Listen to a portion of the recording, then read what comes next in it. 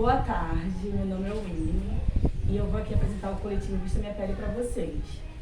Para quem não sabe, nosso coletivo é um coletivo composto por nós quatro, que há uns 3 anos a gente vem fazendo um trabalho em Rio das Ostras, trazendo o debate ao feminismo negro.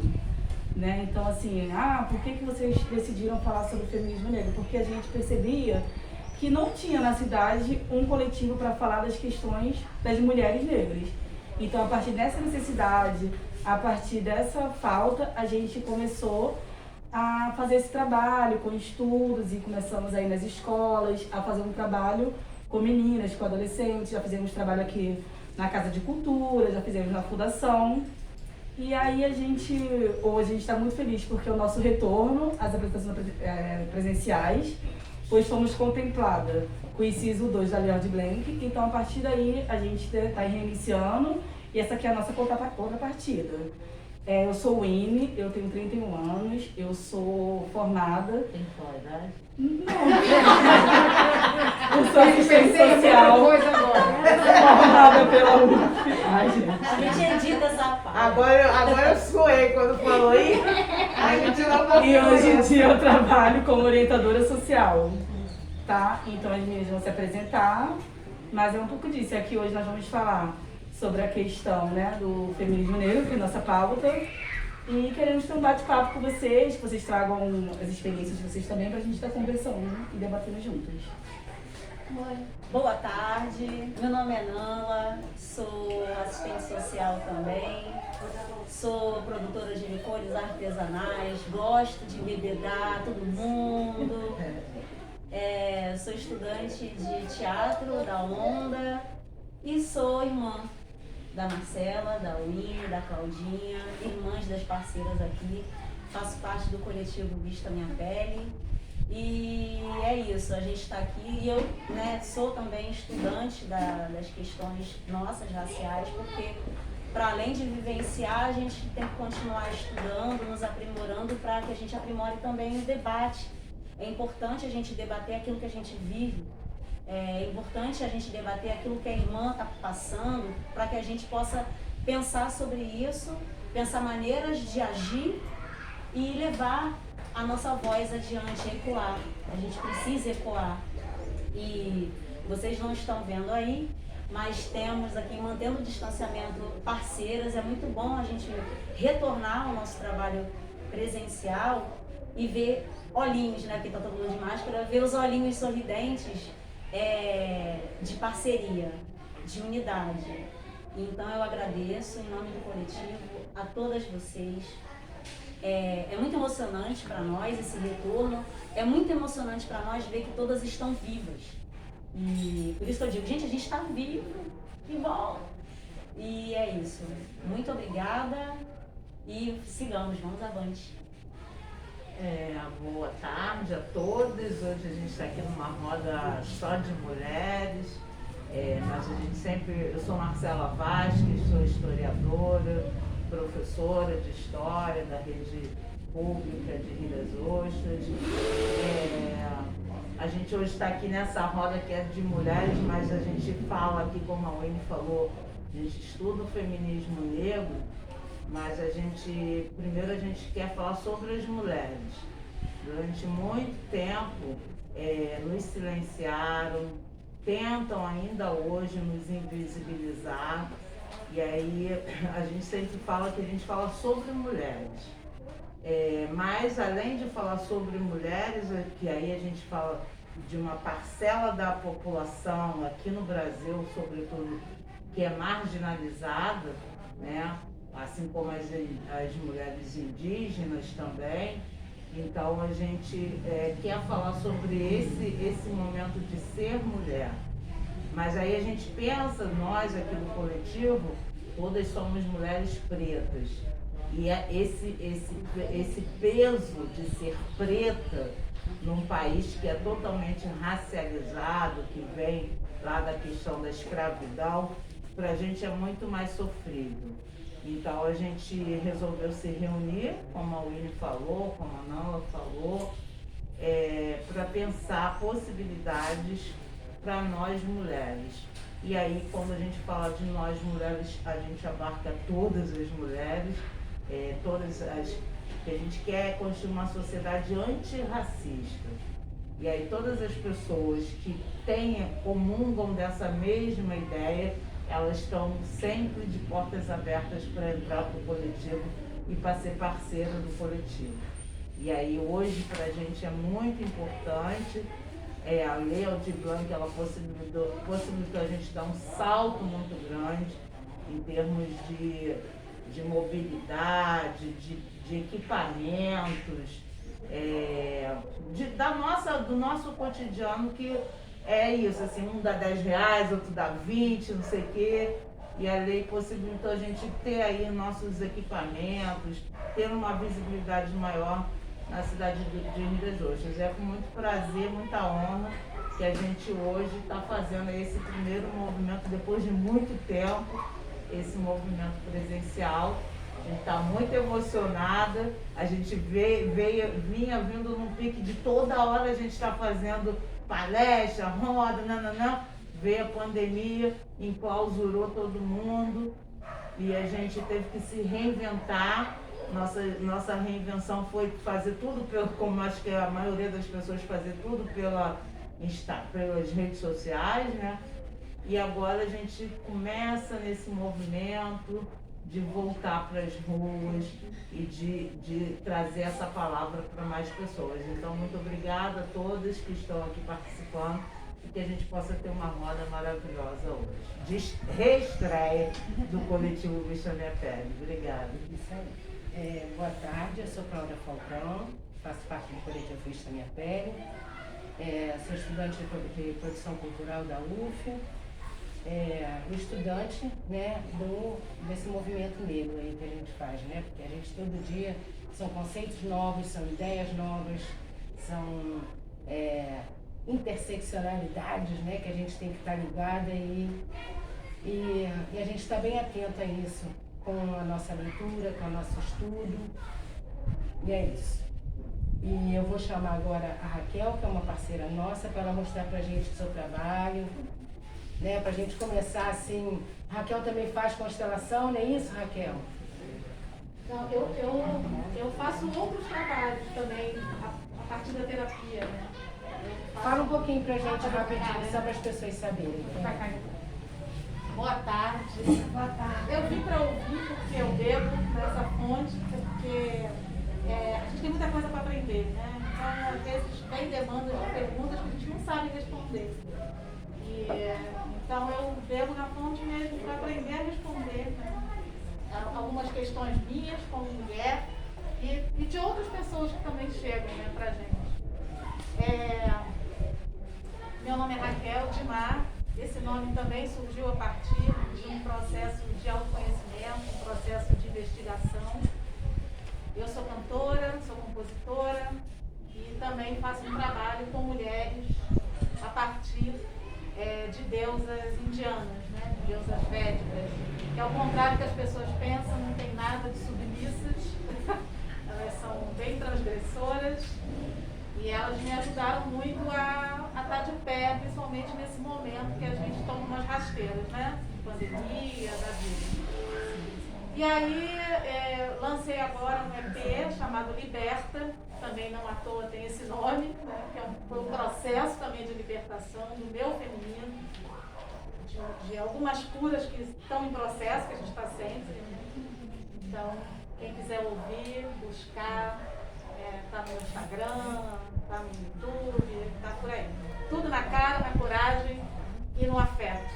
Né? A gente não tinha grana, mas a gente tinha afeto, amigo, boa vontade e vontade de produzir arte.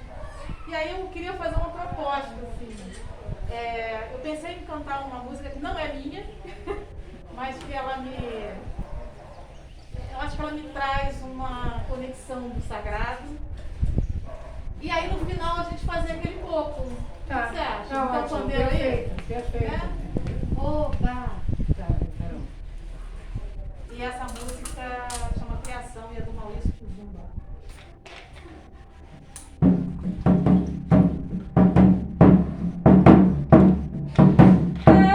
Viva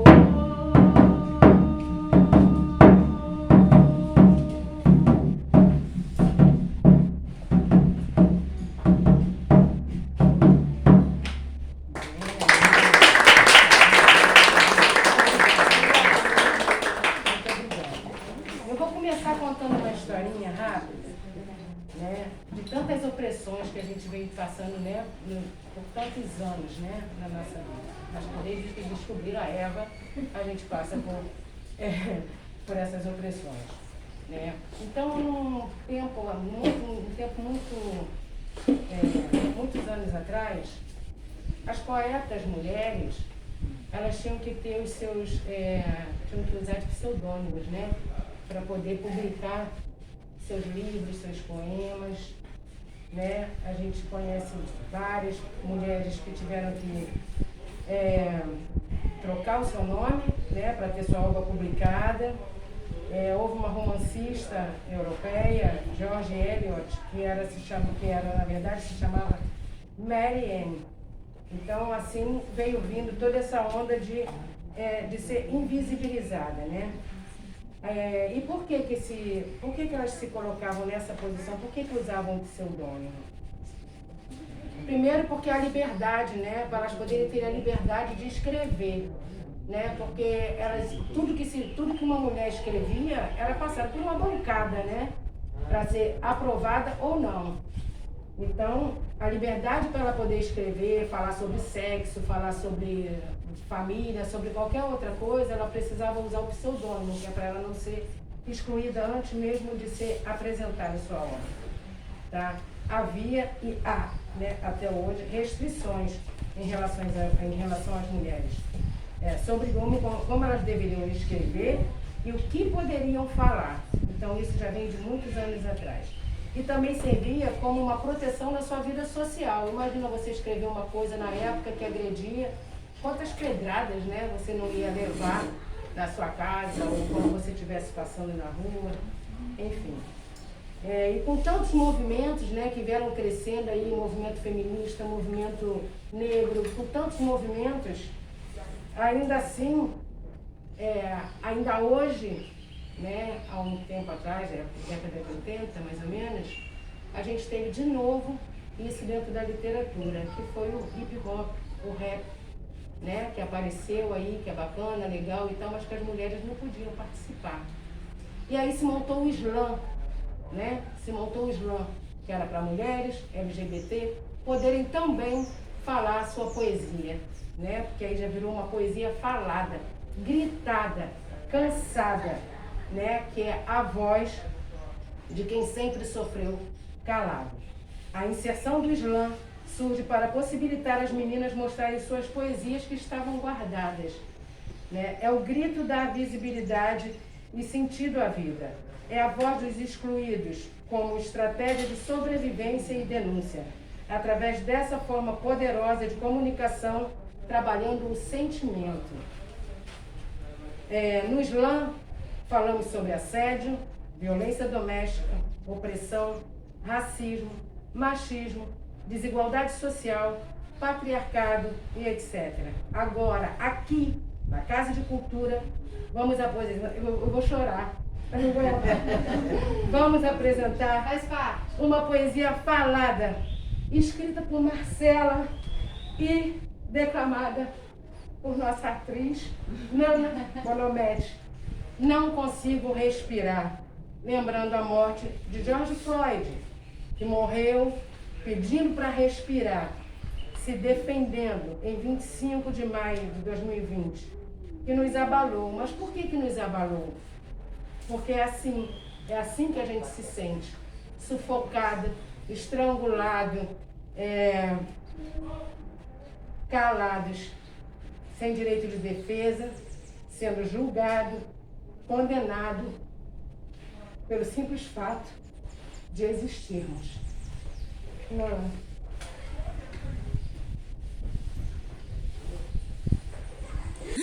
Não consigo respirar.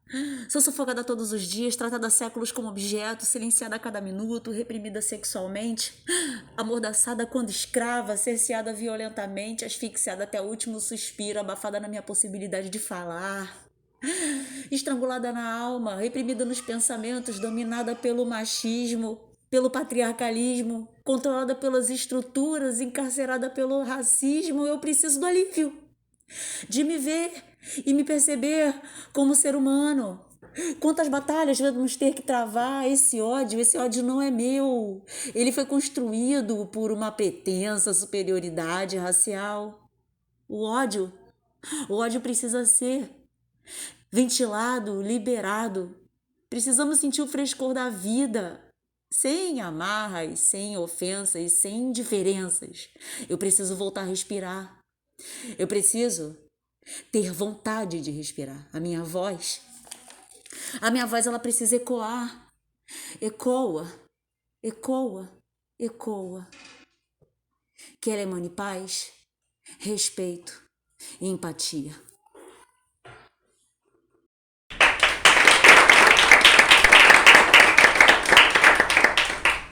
E a partir desse texto é que a gente quer fazer a nossa discussão. A partir daí a gente quer começar a falar. Todo mundo pode falar aqui. Né? Isso é maravilhoso. Onde que você se sente calada, que você não pode falar? Em que parte que você não pode dar a sua voz? Qual o momento que você não pode dar a sua voz? Né? Então, aqui é o momento para a gente falar. Fala aí, Marcelo, quando é que você não pode falar? Você pode respirar? Essa poesia, né, foi muito... Eu fiquei ouvindo falar muito sobre a morte do George Floyd, mas eu não quis ver a imagem, porque eu sempre acho que a imagem ela fala muito mais do que 1000 palavras. E aí, num determinado dia, depois de tentar não ver durante uma semana, eu estava sentada no sofá e apareceu a cena. E aí é essa sensação, é a sensação de que eu não consegui respirar mesmo. E aquela coisa dele fala assim, eu não consigo respirar. Isso foi trazendo uma coisa de uma ancestralidade, de um negócio que a gente vive a vida inteira, que sufocam a gente a vida inteira. E assim, aquela coisa ali que era material, ver aquele homem ali sendo estrangulado por uma outra pessoa, aquilo remeteu a mim, e acho que remete a todas as pessoas que são oprimidas ao longo da vida, é exatamente essa sensação de não conseguir respirar. E a gente é estrangulado todos os dias. A gente precisa modificar esse estado das coisas. A gente precisa construir uma sociedade que emane paz. E aí é difícil isso.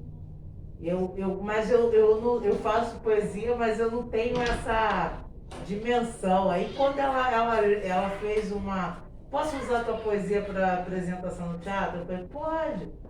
Mas as minhas poesias são muito pausadas, porque como eu sou acelerada, mas para fazer poesia eu sou devagar. Então é sempre muito assim, que é o tempo do respiro. E aí a Nala, hoje ela fez uma outra performance, mas ela na época ela fez uma da ideia mesmo de sufocada. Então esse sufoco que a gente precisa terminar na nossa vida. Quando a gente se propõe a vir aqui, porque a gente precisa falar. Porque falar é transbordar. E aí transbordar é jogar para fora tudo isso que te oprimiram durante séculos, diariamente a gente é oprimido. E aí quando a gente se reúne e tem essa possibilidade de falar, eu acho que a gente vai para casa mais leve.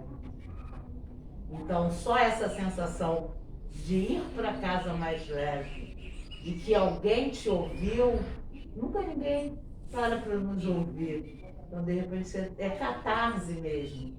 Que a gente possa fazer aqui uma catarse, uma tarde de catarse. Cada um fale o que tiver a fim de falar, mas a gente possa ir para casa mais leve. E aí, se a gente consegue isso, a gente consegue estar andando na nossa proposta, que é essa proposta da gente se reconhecer enquanto mulher. Chega, basta de ser sufocada, de o tempo todo tentarem reprimir a gente. No mundo que a gente vive, moderno, não cabe mais nenhum tipo de repressão. Não existe diferença entre homens e mulheres, somos iguais. Quem inventou essa história aí há muito tempo atrás para poder oprimir, precisa entender agora que não cabe mais no mundo moderno que a gente vive. E essas ações são essas, é isso, é expurgar todos os demônios para que a gente possa caminhar para um respiro que emane paz, um respiro não de concorrência, não de vingança, mas um respiro de compartilhar. Essa acho que é a nossa ideia principal. E é isso aí, a gente precisa ouvir vocês, que eu também fico enlouquecida quando eu escuto uma poesia minha. Publica, Marcelo. Publica Marcelo. Hashtag publica Marcelo. Tamo aí, Marcelo, poesia que você não tem noção. estamos na onda de publicação. Vai sair. Daqui a Posso pouco. falar? Pode. Me identifiquei muito com vocês.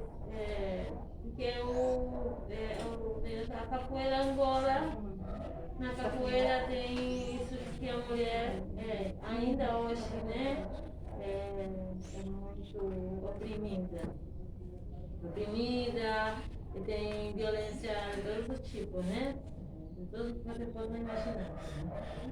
Eu estou arrepiada assim, porque há 21 anos que eu estou estudando, né, capoeira, continuo meu aprendizado.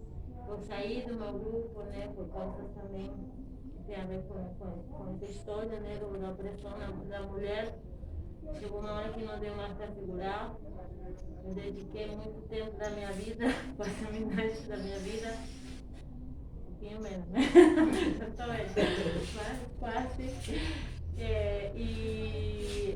A gente até gravou discos, né, que a gente não podia nem cantar, fazer o coro.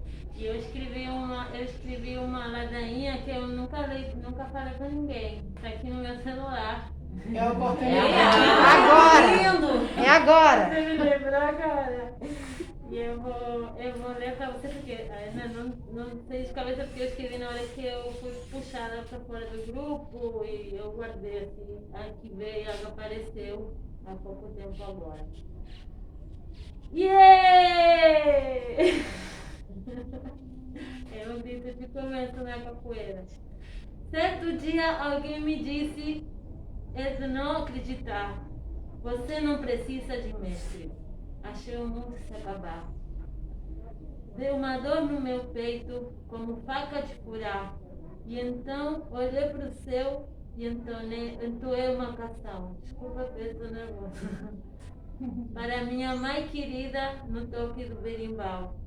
Ilumine o meu caminho e me dê sua proteção. Poder ter cantado, né? É dos nossos ancestrais que vem toda a inspiração. Do sagrado feminino, coragem, força e paixão. Moças, mestras negras ensinando com toda a dedicação. Agradeço aquele fato que me fez compreender do melhor da capoeira que podia acontecer. Ouça bem, meu camarada, fonte de vida é mulher. Sábias e abás. Viva a capoeira, viva as mulheres, viva as guerreiras.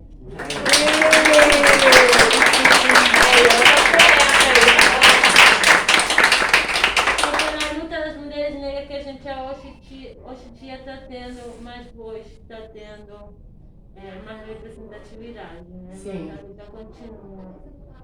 Sim, com certeza. Acho Maria Filipa, quando procurar na internet. Essa faz um movimento bem importante. Parabéns. Obrigada.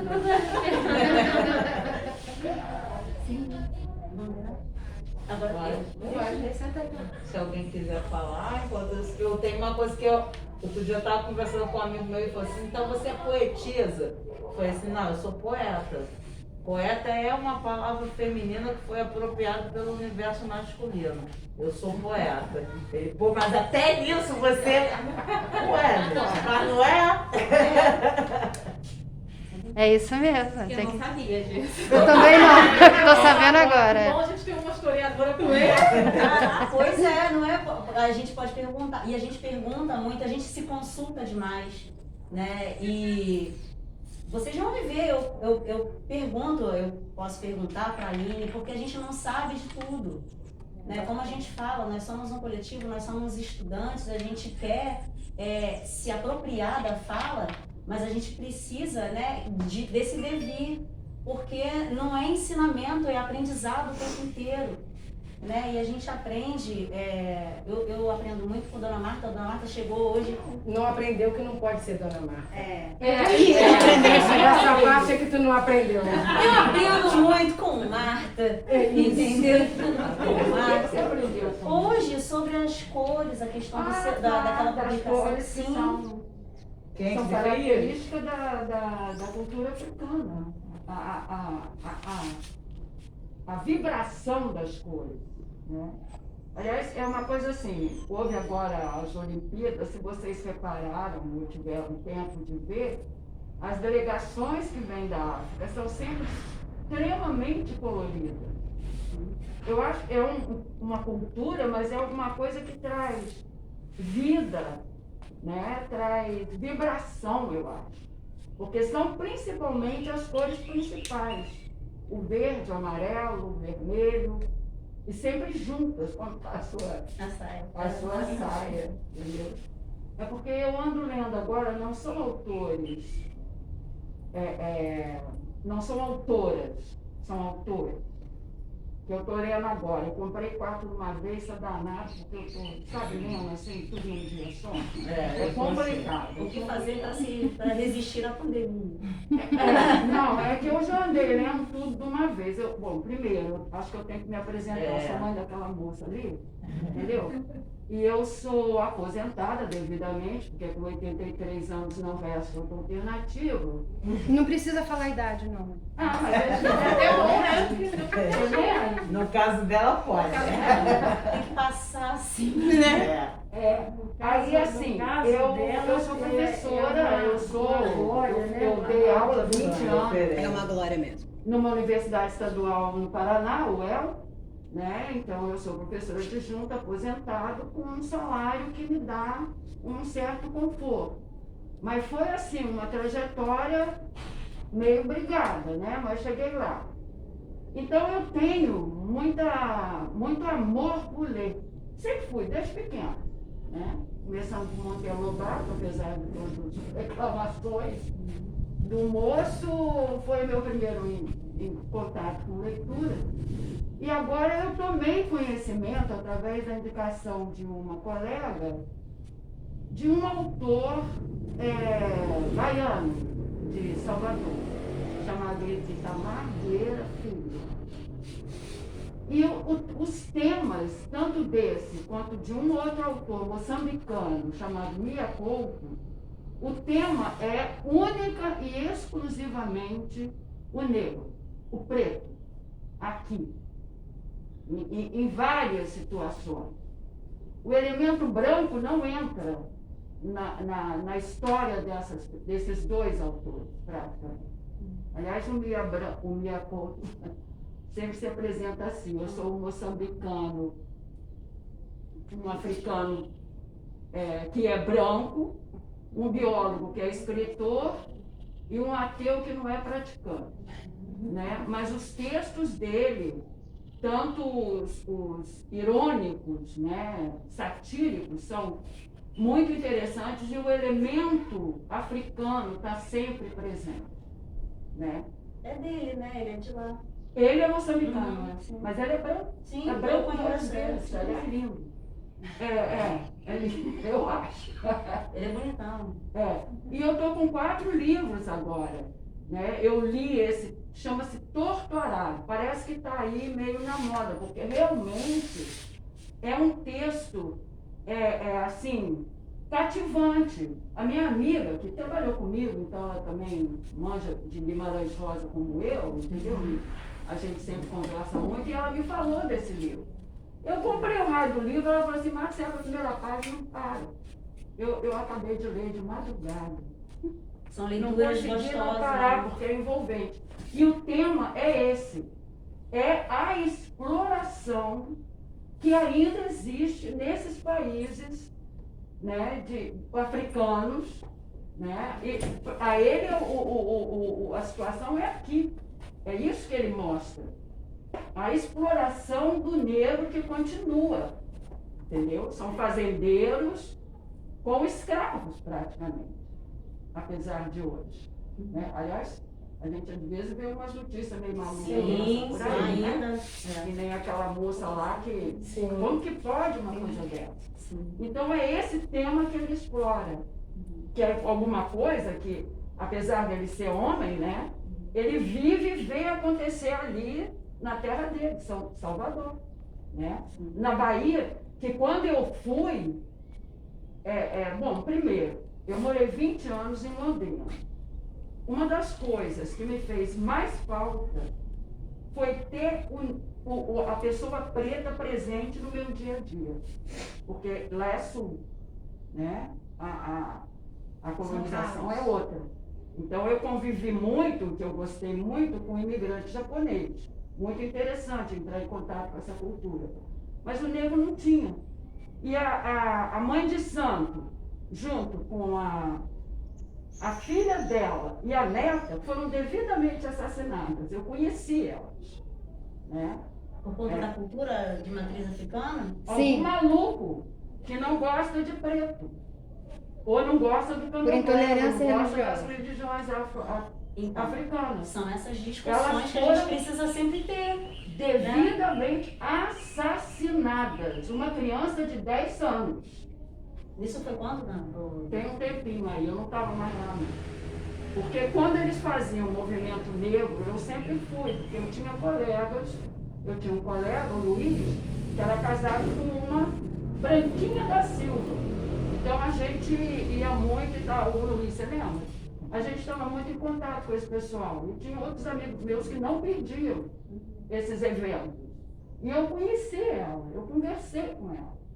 Era uma senhora de uma simpatia incrível, pois foi ela, a filha e a neta assassinada. A senhora me permite trazer uma coisa, uma conversa que eu tive com a Raquel. A gente se encontrou na feira, né? Na feira tranquilista aqui da cidade. E a senhora trouxe isso. Você trouxe isso. É por causa do respeito que eu tenho por você. O marido dela não consegue. Né? Não consegue. Isso que você trouxe, isso que você está trazendo, me remeteu à conversa que eu tive com a Raquel, porque apesar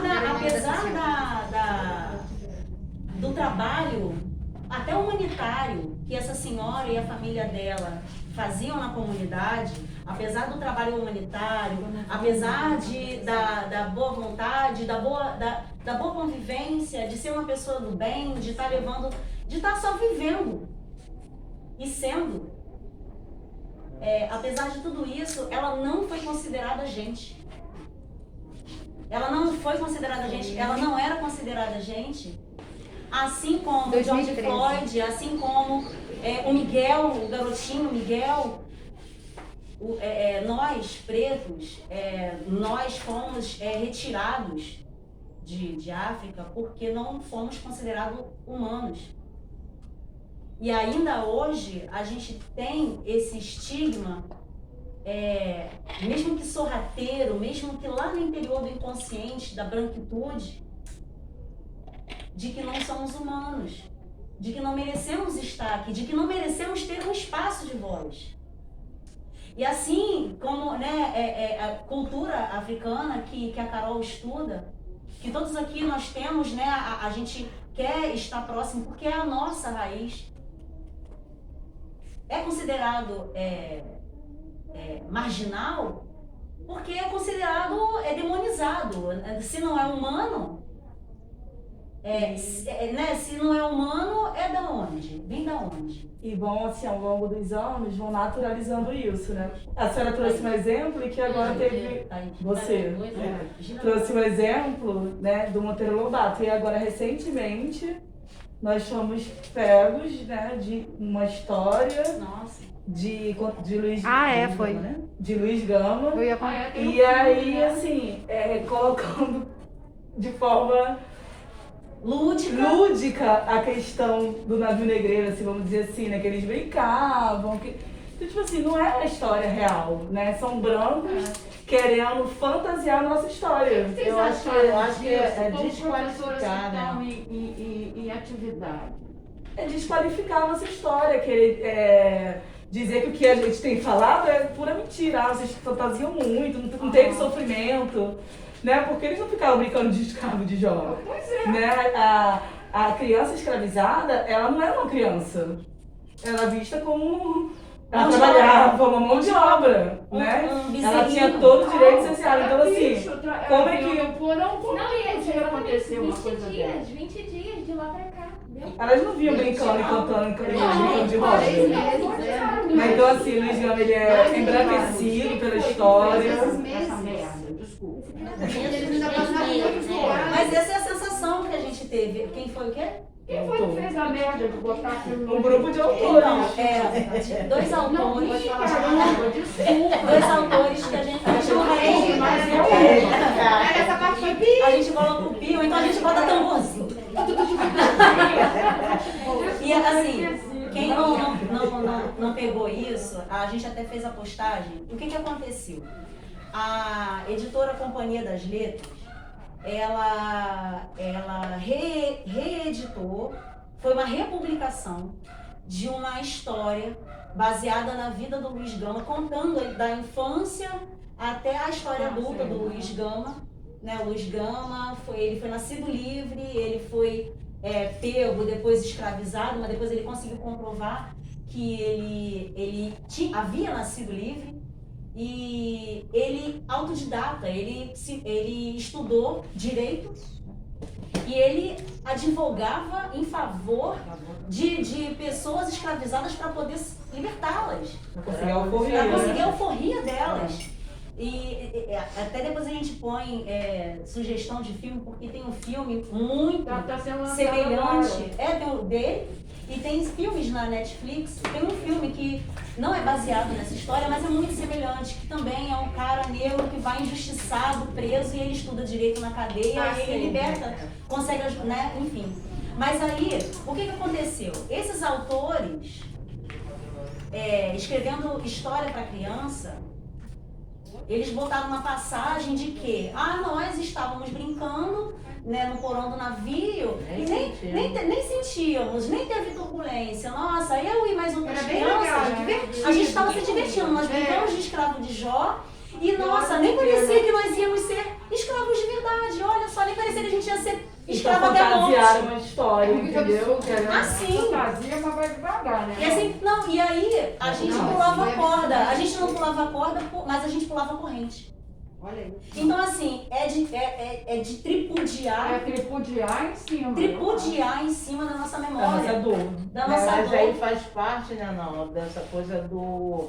Que aí o Silvio de Almeida fala, né, do racismo estrutural. A gente vive num sistema econômico que é o sistema capitalista, que ele todo mundo aqui sabe como é que ele funciona. O modo de produção capitalista tem um cara que é elite, é o que tem dinheiro, e o resto é a base da pirâmide, né? Nós, trabalhadores, somos a base da pirâmide.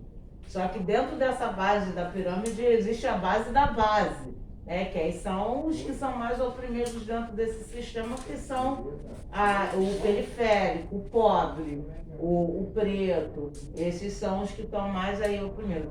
Então, quando o cara, quem faz isso, quem escreve isso, é uma elite branca. E ela quer passar uma história do Brasil para a criança que está crescendo.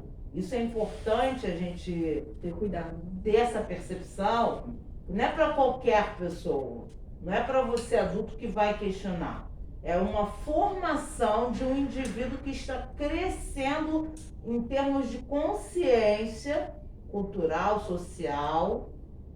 E aí você forma o pensar dessa criança dentro dessa perspectiva de que a gente vive num mundo hegemônico, a gente vive num mundo em que não existe essa opressão que o outro está dizendo que tem. Então o problema não somos nós. As crianças. O problema é o outro. E esse outro somos nós que estamos desse lado aqui. Porque aí tudo vira também mimimi. Ah, vocês estão questionando isso, nada a ver, bobeira, mimimi. E aí se a gente, eu não sei vocês, mas exemplo, eu estudei numa escola, eu tive um professor de história negro, mas que ele deixou claro pra gente, olha, eu não vou poder dar história da África, que eu fui orientada pela direção, então eu vou passar um basicão aqui com vocês. Só que como ele era um professor consciente, o que ele fez? Ele indicou filmes, ele fez um debate, ele obrigou a gente a fazer um trabalho, não obrigou no sentido assim, vocês vão ter que ler o que tá na apostila, não vou poder ficar falando. Então eu quero um trabalho valendo ponto para que a gente pudesse beber da água da apostila, fazer pesquisa e entregar esse trabalho para ele, porque ele foi orientado, aquela apostila não era importante. Entendeu? Então assim, acaba que como a minha história não fosse contada. E aí uma turma de 35 alunos, 3 negros, quem vai contar a história desses 3 negros? Estão tudo de mimimi. Então eu acho assim, a gente tem que ter muito cuidado, assim, porque agora tudo que é questão racial vem como mimimi. Então a gente tem que ter esse cuidado, porque não é mimimi, eles estão por mais que como a Carol trouxe, estamos em evidência, né? A questão da negritude, nós estamos em evidência, nossas causas e tal, a gente tem que observar que quanto mais em evidência a gente está, mais eles querem nos boicotar. Não, e aí, porque o pior é que esse povo racista, brasileiro, que tem esse argumento ridículo de que escravo é escravo porque ele quis ser escravo, ele se vendeu. Gente, eu escutei isso da boca de uma mulher que é assistente social, ela é brasileira, falando, sabe? Gente, ficou indignada, né? Porque fala com tanta convicção e história que eles criaram, onde que vai existir uma pessoa que vai querer ser escravizada daquele jeito? Mas a E o gente pessoal tem acaba o nosso acreditando. presidente da Fundação Palmares, que ele fala exatamente isso. Né? É tão plantado na gente, assim, não, você é inferior, então você tem que imitar tudo que vem do branco, e você fez o que você quis, né? Eu acho que era legal. As terras do Brasil são negros, porque eles fizeram isso, ganharam um monte de terra, tipo, conta uma história surreal, que dá vontade de, por favor, calar a boca. Eu levantei e fui embora, não conseguia mais escutar isso. A pessoa é fechada, não dá pra conversar, não dá pra expor. E a pessoa está convencida disso, e não é a única, né? A grande maioria do Brasil tem esse argumento. Não é a única, eu acho que a gente também está falando de um livro atual, né? Mas assim, eu, por exemplo, estudei tanto em escola pública quanto em escola particular, aquela coisa, né? As vacas estavam gordas, a gente ia para a escola particular. A grana acabava, vai para a pública. E assim, nem na escola particular e nem na pública, eu consegui a história de verdade. Porque a gente já foi educado errado. Primeiro que a gente já é educado que você é descendente de escravo. Já começa o erro por aí. A parte indígena, então, meu Deus do céu, é uma coisa assim completamente absurda, né? Selvagens. É assim, é aquela coisa do dia do índio. E eu já, agora, uns 4 anos atrás, mais ou menos, eu já dando aula como professora numa escola de elite, considerada uma das melhores escolas da cidade, não era aqui, nem em outra cidade. Um dia eu passando, tinha um cartaz assim, Dia do Índio, de uma turma de 8º ano. Os índios moram no complexo do Xingu, na Amazônia, não sei o quê. Eu cheguei a ficar paralisada. Assim. Eu fiquei paralisada. Eu estava indo embora, acabando de ir embora. Eu falei assim, gente, será que até hoje a gente está contando essa história errada? A gente já aprendeu errado. Então a gente aprendeu uma história toda deturpada, toda equivocada. Né? Essa é a vantagem. Então era isso, chegaram no navio negreiro, acabou a história. Oi?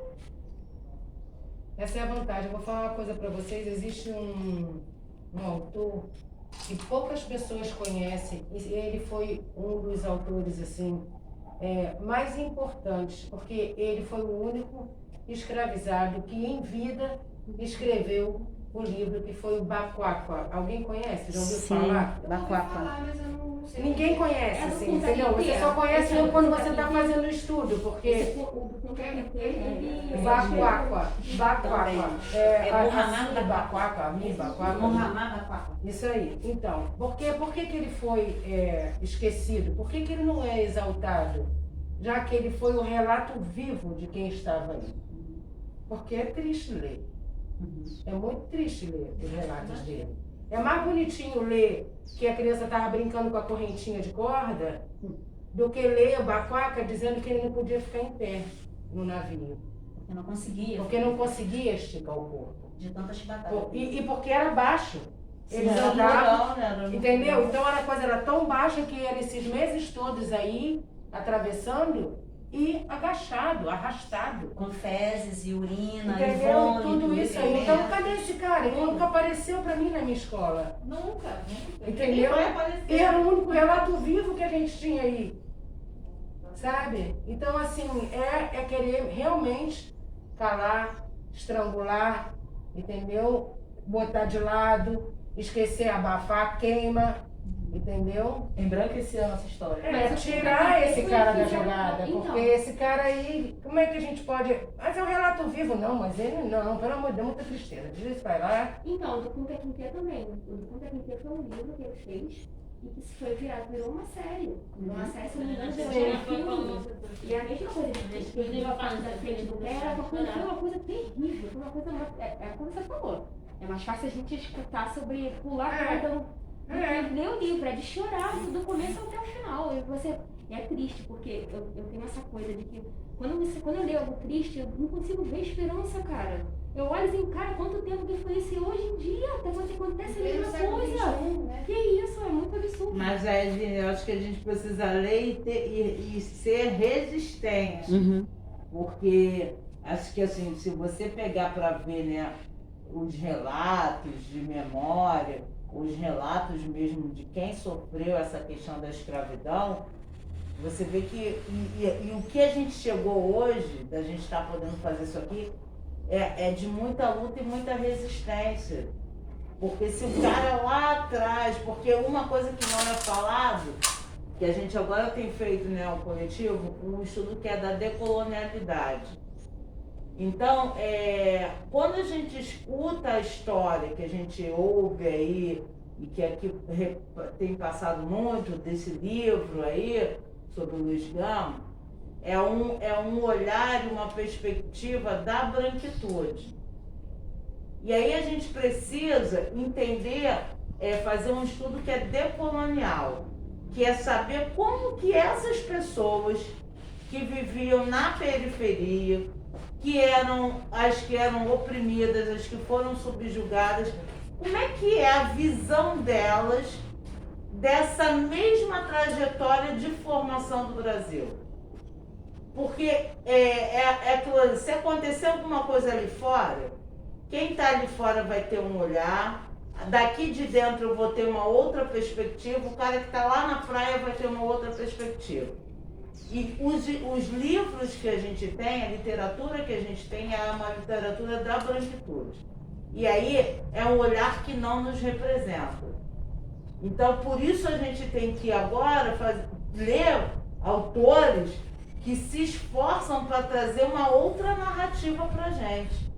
Que é uma narrativa que nos representam. E aí é diferente quando você faz essa leitura. Você não vai ficar desanimado. Vai falar, caramba, tinha tanta gente resistindo e lutando para eu estar aqui, que eu só posso fazer a mesma coisa que é resistir e lutar.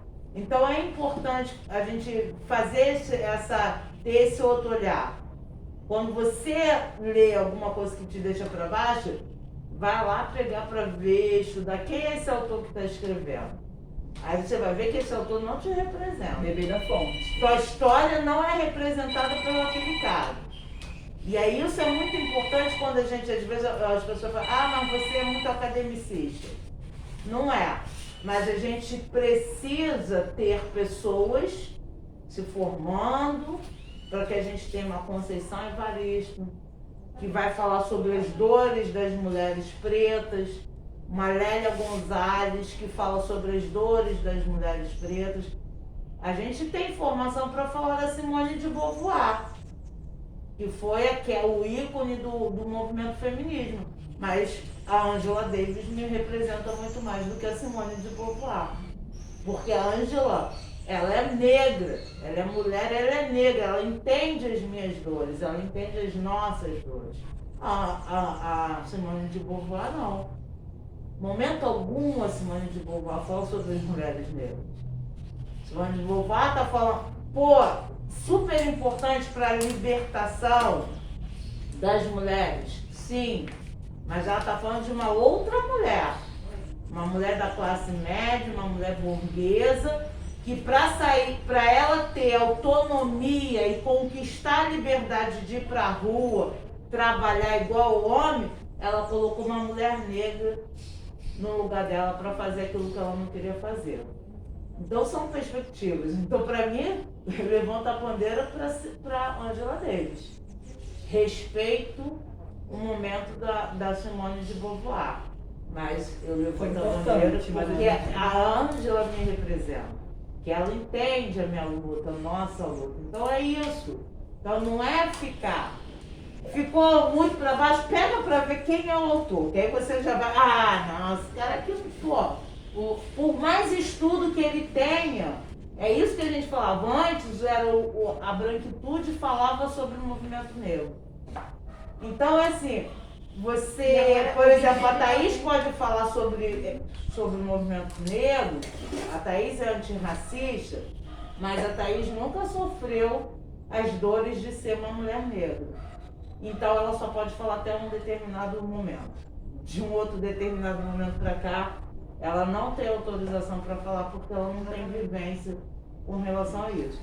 E hoje a gente tem um monte de literatura negra, de autores negros que passaram e passam pela Esse Itamar, ele é negro. Esse rapaz lá de Salvador é negro.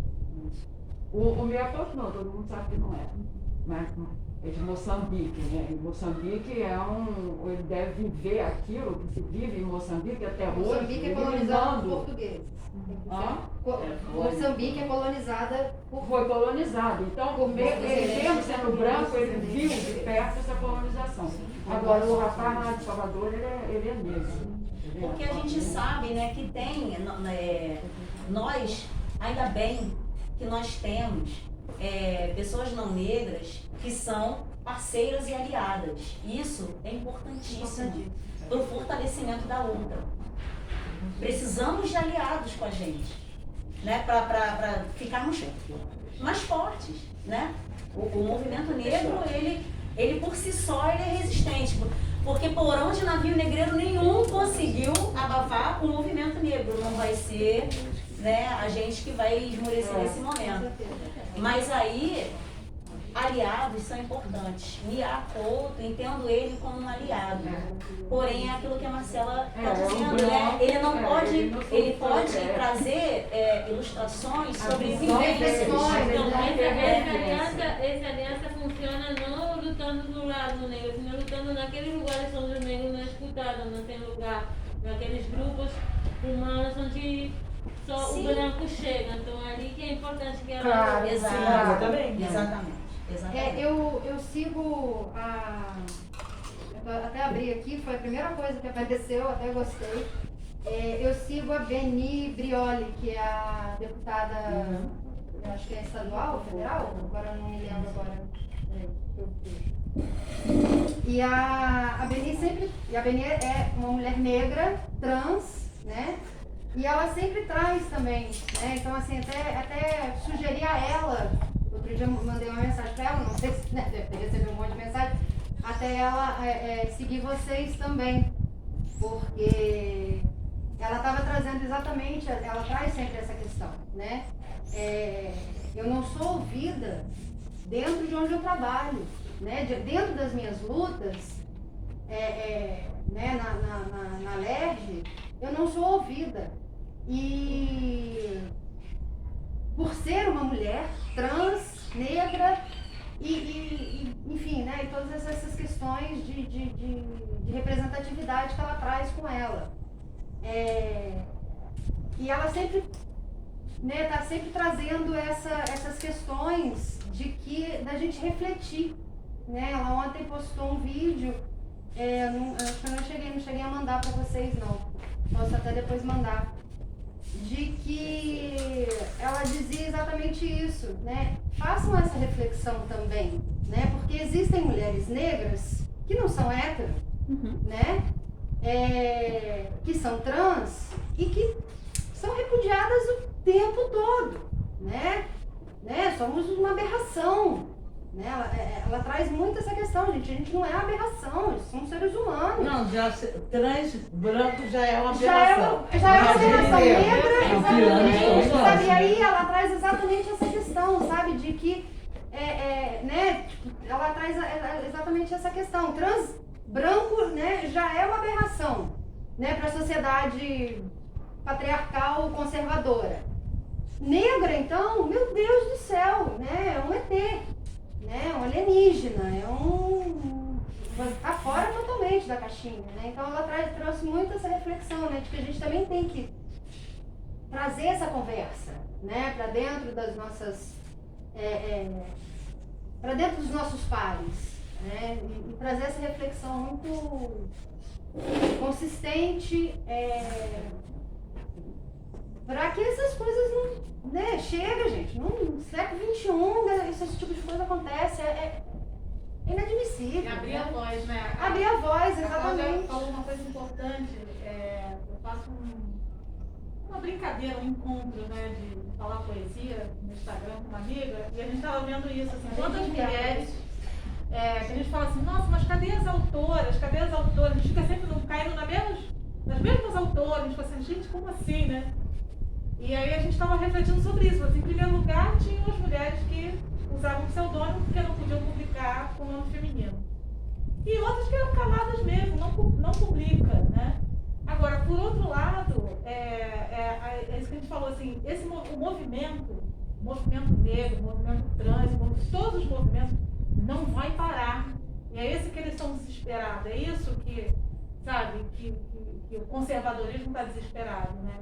A gente não vai parar, a gente vai adiante. Então, assim, é muito interessante quando eu escuto a poesia da Marcela, falada pela Nana, sabe? Né?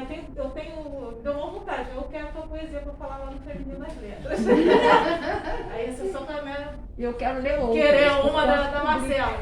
Mas tem que E começar eu tenho isso. direto isso, assim, poesias de amigas mesmo, sabe? Eu conheci uma menina num curso, conheço online, e falei, ela leu uma poesia num dia, eu falei, gente, isso é coisa mais linda, eu quero ler sua poesia. Ah, mas eu não sou a fulana de tal, quero saber. Ah, não é a ordem literária, onde é que encaixa a ordem literária? Eu não quero saber qual é a ordem literária, eu quero saber o que a tua alma está querendo dizer, né? Então acho que é um momento mesmo, isso aqui é fantástico, né? Pra gente poder expressar o que a gente pensa, o que a gente sente, sem se preocupar exatamente com a estética, porque a gente tinha uma estética branca, eurocentrada, né? Então, o que a gente pode, né, como é que a gente pode reverter essa situação? É falando, é continuando, né? E há muita resistência. É claro que tem hora que dá uma cansada, né? Você fala, gente, tanta coisa para fazer, eu tenho que ficar aqui fazendo sobre isso, falando sobre isso. Ainda tem gente que fala assim, mas vocês ainda estão falando sobre isso? E precisa, né? É necessário. E essa coisa, né, a gente até estava vendo um vídeo aí essa semana, que é, né, da história de você ter que ser forte o tempo todo, né? É câncer porque você, cara, tu sai de casa, tu tem que sair armada. Assim, não, você quase que general. Não, o que foi? O que você quer? Tu fica. E aí quando tu chega em casa no final do dia, tu fala, cara. Aí é o teu refúgio, né? Tu fala assim, pô, agora eu vou relaxar. E aí, assim, porque a sociedade não permite que a gente seja fraco. Nós tem que ser 100%. E a gente tem que ser sempre o melhor. Porque a gente aprendeu assim, olha, se você quer se tornar uma pessoa intelectual, você tem que ser a primeira. Você tem que ler mais livros do que a Thaís. Você tem que tirar notas melhores que a Thaís. Você tem que isso, aquilo outro, não. E aí a gente vai construindo isso no nosso inconsciente, que romper com isso é a coisa mais difícil do mundo. É mais fácil você dizer, não, eu prefiro ficar aqui, não Sou vou mais terceira brigar. colocada. É desistir. Porque a gente é levada sempre a essa ideia de desistência.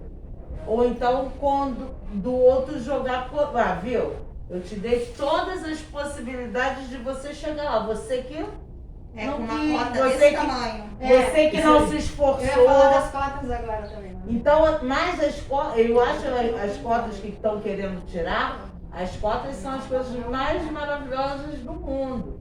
Não só as cotas nas universidades, mas agora, para você fazer um concurso, tem que ter a cota para negros. Aí o cara fala assim, mas eu acho injusto. Dava aula em escolas de top de Macaé. Isso é um absurdo, professor. Eu falei assim, por que é um absurdo, negro? Que aí eu chamo todo mundo de negro, né? Por que é um absurdo, negro? Cara, você pensa no seguinte, o teu colega que está lá na escola pública, ele está 300 anos atrás de você. Porque há 300 anos não dão oportunidade para ele. Há 300 anos, a família dele serve a sua família. Então, meu amigo, tem que ter alguma coisa que diminua esse espaço de tempo aí. Então é isso. Inclusive, eu falava para eles, eu inclusive falo para vocês, aluno elite de escola particular tem que estudar em faculdade particular. Universidade pública é para aluno de escola pública. Eu seria radical com relação a isso. Aí tem que ter a cota inversa. 20%. Briga lá nos 20%. 80% é de aluno de escola pública, porque é desigual. É desigual. E aí a elite intelectual não se rompe no Brasil, porque quem vai para a universidade são eles. E a gente vai além, ó. Agora, na pandemia, as crianças não estão tendo aula. É um absurdo, 2 anos, gente. O João Gabriel, agora que foi para a escola pública. Aí você vê a escola privada, tá vendo como é que tá sendo? Já assistiu uma aula da escola privada? Eu achei online? ótimo, eu achei ótimo. Foi 1 ano que o João Gabriel passou, foi sufoco, mas ele tava tendo aula. Na escola pública não tem aula. Eles estão dando uma apostila. O meu filho, ele faz apostila, todas as apostilas em um dia. E fica 2 meses sem fazer nada. Porque ele veio também da escola particular, tem isso. Você sai da escola particular, você vai pra escola Você é o melhor na pública. Você é o melhor. Eu passei por isso. Você é? Nossa, você é muito inteligente. Começava a Eu já aula vi inteira isso. e era melhor. Eu já vi esse conteúdo. É muito Aí quando eu voltei pra privada, eu não sabia nada. Eu falei assim, caraca, tive que correr muito atrás. Porque a moça que trabalha comigo, ela tem uma filha que frequentava aquele colégio, lá perto de casa até. A coitada já passou da 6ª série para a 7ª. Mal sabe ler. Assim, eu assim, eu já estou na 7ª. Como? Mas está. Recebe a apostila, passa as costas no fim. No fim. Mas, Marta, mais do que isso, porque aí é uma coisa que eu trabalho, né, a área que eu trabalho. Então, assim, essa discussão para mim é menor. A discussão maior porque o Estado, por exemplo, ele dá todo o subsídio de Google Classroom, mais do que muitas escolas particulares. Mas o meu aluno, ele tem condições sociais de pegar, ficar em frente a um computador e aí com tudo silencioso não tem para internet, ele assistir. Primeiro que ele tem uma família que não tem, na grande maioria das vezes, o aluno de escola pública, os pais não têm estudos. Então não é uma família que vai ficar assim, vai lá meu filho, senta aí, bota a blusinha, fica aí. Não, porque ele mora no metro quadrado com mais 6, 7 pessoas. Não tem infraestrutura dele ter lá aquela coisinha do quartinho, como passa no Fantástico, o quartinho, com a estante, cheio de livros, com a escrivaninha, limpinho, com os aparelhos. Muitos tiveram que trabalhar para ajudar a família, porque tem desemprego. Internet. Não tem internet de qualidade. Não tem condição para a casa inteira. Não, eu digo, por exemplo, no meu trabalho... Na pandemia a gente está numa geração perdida. É uma geração mesmo, pensar 25 anos. Porque o garoto que está no sexto, sei lá, jardim, CA, ele passou para a primeira série sem saber ler. E isso aí vai a vida inteira agora. É bola de neve. Os trabalhos os trabalhos da 7ª série São é a mesma coisa do primeiro ano. Mas aí a gente tem que pensar na questão dos professores que, falando do nosso município, teve um monte de professor demitido, e aí eles estão reaproveitando as apostilas, não tem estrutura, entendeu? Eu digo isso porque no meu trabalho eu auxilio alguns grupos com as atividades escolares, então eu tenho acesso às apostilas, e aí assim, a gente fica no pé deles, mas a gente está vendo que o de 4 anos, ele não tá preparado. E aí eu falei com a professora, eu falei, olha, ele faz, mas assim, eu tô ali do lado dele. Ela falou assim, não tem problema não.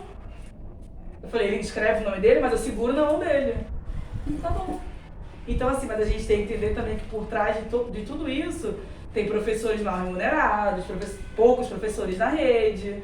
E aí vai virando, aquele que a Marcela falou, os pais não acham tão importante o estudo. Por exemplo, no meu grupo de adolescentes, que era do meu antigo trabalho, estão todos trabalhando. Por que foram trabalhar? Porque estão em casa, o pai e a mãe estão desempregados, então um foi trabalhar no mercado entregando água, o outro foi... Então assim... E a quantidade de criança que por tem trás de tudo isso, vendendo tem as bala no questões semáforo. familiares. Uma coisa Aumentou o impressionante. número de crianças vendendo coisas na rua, porque aí o pai ficou desempregado, trabalhava com obra, não tem obra, a mãe fazia faxina, demite a faxineira, e aí vai fazer o quê, meu filho? Vai vender bala, o outro vai fazer isso, vai fazer aquilo. Não tem. Aí chega na realidade da Marcela, alunos de ensino médio que tiveram que trabalhar, que não tem um computador, que não tem internet, e não vão conseguir acompanhar. E aí vai ter uma maior defasagem lá na frente, vão ter maior dificuldade, não vão conseguir acompanhar nunca, vamos dizer assim. Tipo, meu filho vai sair da 7ª série pra ir pro 2º grau.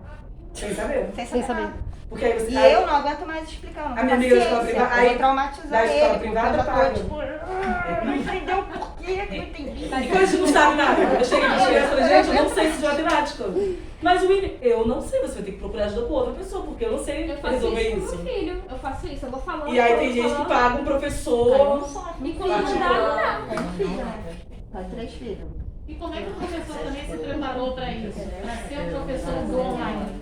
Porque não teve curso assim, exatamente isso. Olha, agora vocês vão dar aula online, então vamos preparar os professores. Os professores também foram assim, tipo, como é que eu faço isso? Descobre a porrada. E o virtual, né, o digital é uma coisa complicada, não é fácil, não é fácil. Teve que aprender a mexer em programa.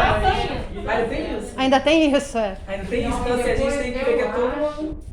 Que o maior prejuízo essa garotada está tendo é exatamente da convivência dentro de sala de aula.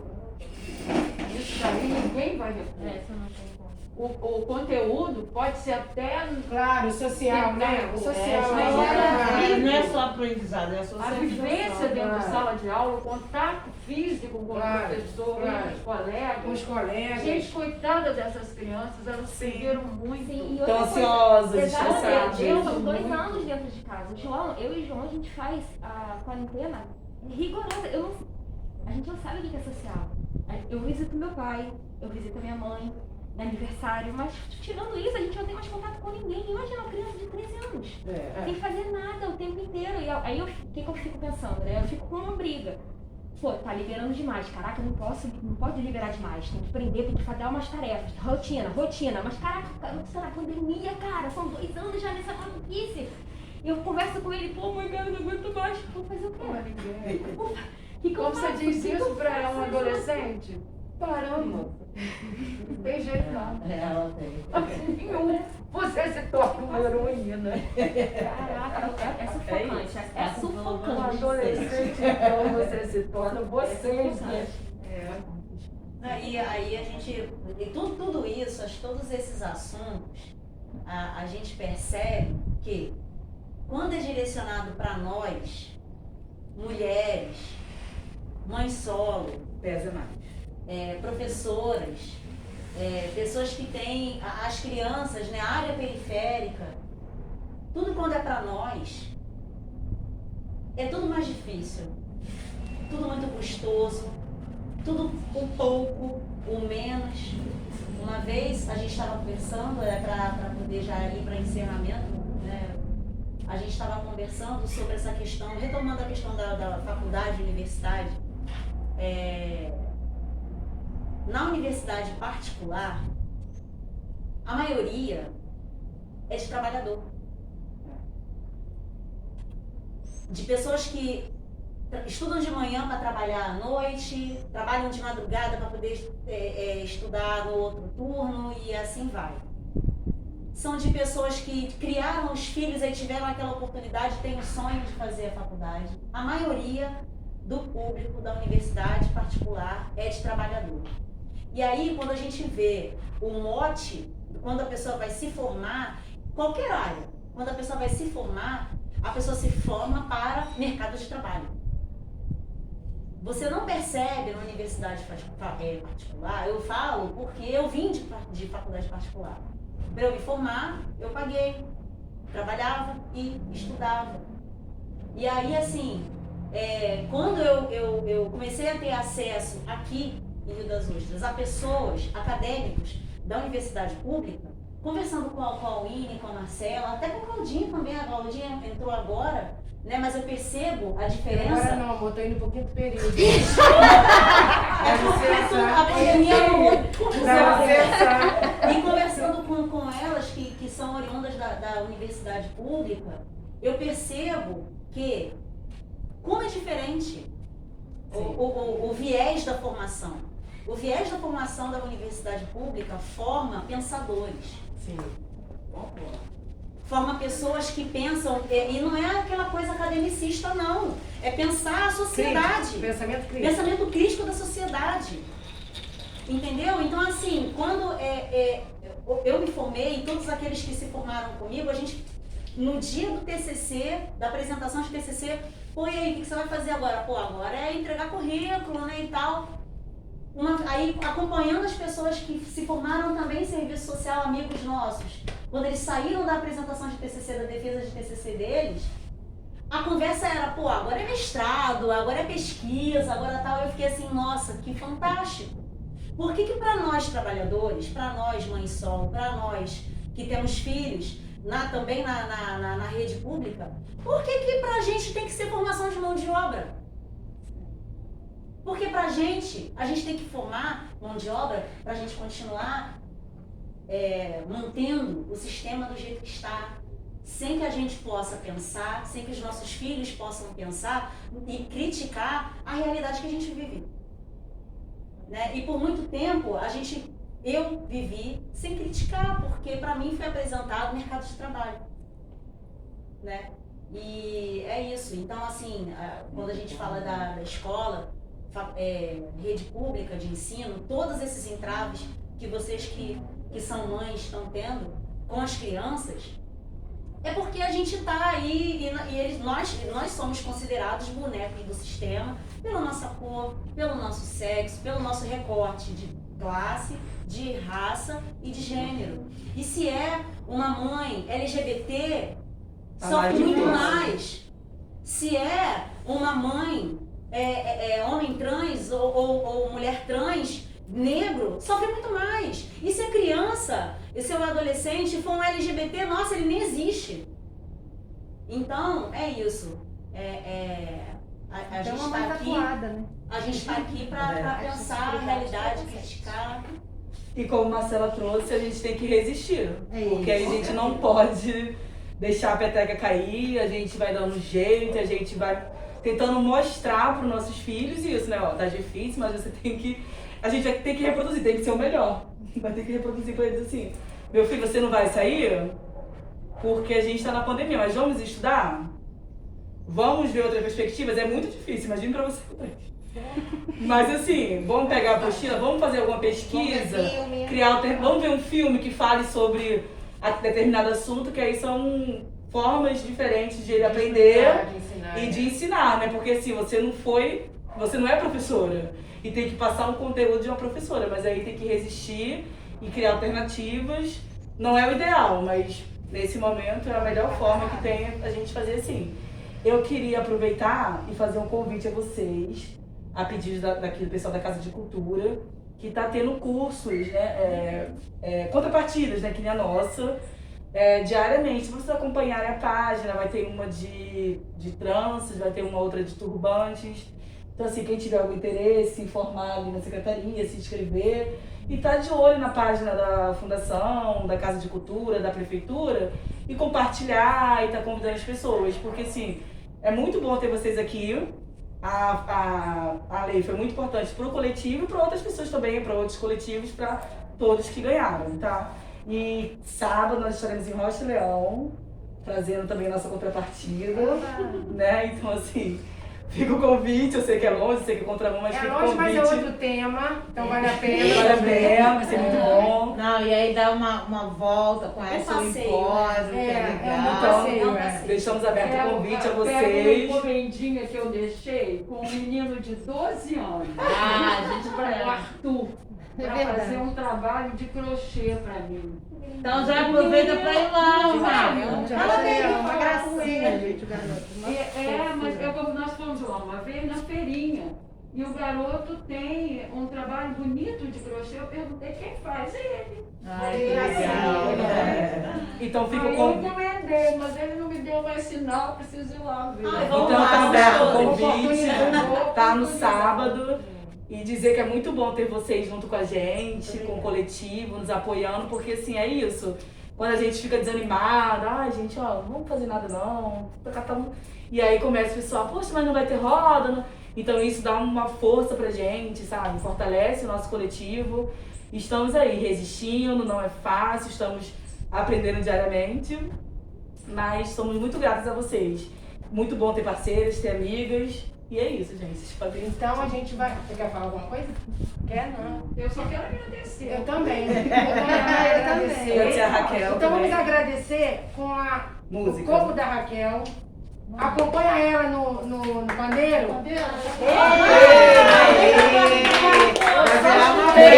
Vamos fazer um padrão?